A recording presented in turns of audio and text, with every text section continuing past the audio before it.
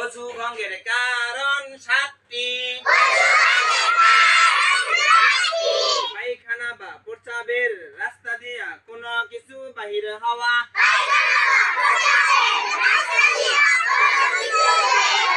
মুখ ভরিয়া বমি হওয়া, শরীরে কোনো জায়গা হইতে রক্ত ফুস বা পানি বাইরে হইয়া ঘরে পারা, পুতুর সঙ্গে রক্তর ভাত সামান্য বেশি হওয়া, জিহ্বা কাত হইয়া হেলান দিয়া ঘুম যাওয়া, পাগল মাতাল ও অচেতন হইলে